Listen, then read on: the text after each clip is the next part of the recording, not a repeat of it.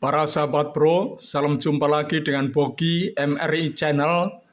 Dalam episode 4 ini, saya melanjutkan pembahasan tentang regulasi internasional permodalan bank berbasis resiko. Namun jangan lupa klik like dan subscribe agar program ini tetap eksis dan berkembang. Episode 4 ini berisi sebagai berikut. Berdasarkan undang-undang pembentukannya, BI diberi mandat untuk menerbitkan produk hukum yang substansinya mengatur masalah yang berkaitan dengan tugas dan fungsinya sesuai dengan kewenangan tersebut, maka BI menerbitkan produk hukum untuk mengatur perhitungan permodalan bank di Indonesia dengan cara mengacu pada standar internasional sebagaimana diatur dalam Basel 1 1988 dan Basel 2 2004.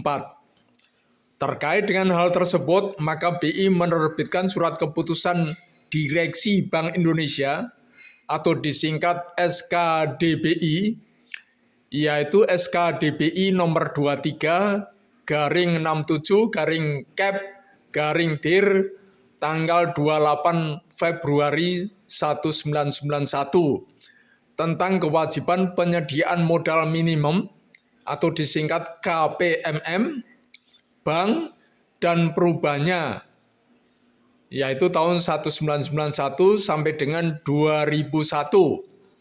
Kemudian setelah era reformasi, pengaturan permodalan bank di Indonesia dilakukan melalui Peraturan Bank Indonesia atau disingkat PBI, yaitu PBI nomor 3/21/PBI/2001 tanggal 13 Desember 2001 tentang KPMM Bank Umum dan perubahannya.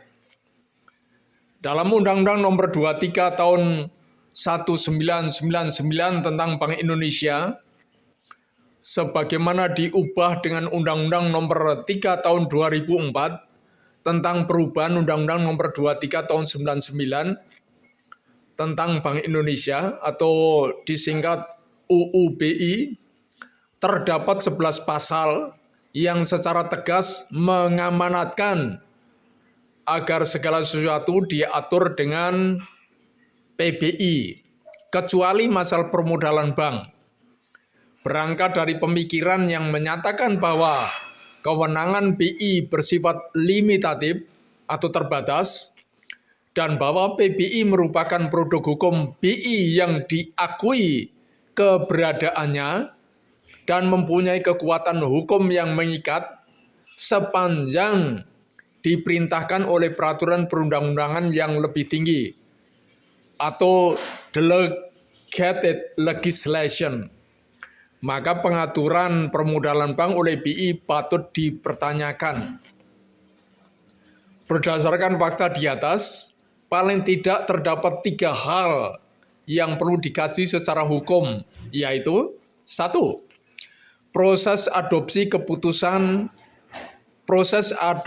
ketentuan yang diatur dalam Basel 1 1988 dan Basel 2 2004. Kedua, kewenangan BI untuk mengatur permodalan bank. Dan ketiga, PBI sebagai landasan juridis pengaturan permodalan bank.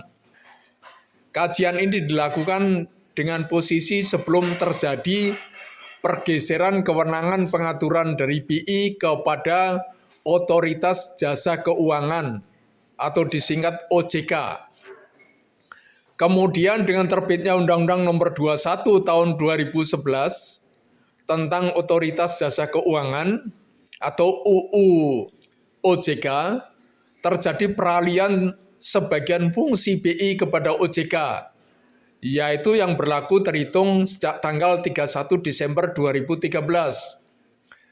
Selanjutnya, wewenang BI terbatas pada lingkup pengaturan dan pengawasan makroprudensial yang meliputi stabilitas sistem keuangan, sedangkan lingkup pengawasan dan pengaturan mikroprudensial yang meliputi kelembagaan, kesehatan bank, aspek kehati-hatian, dan pemeriksaan bank menjadi tugas OJK. Pertanyaan yang muncul adalah, bagaimana sistem pengawasan perbankan pasca terbentuknya OJK? Penasaran? Ikuti episode 5.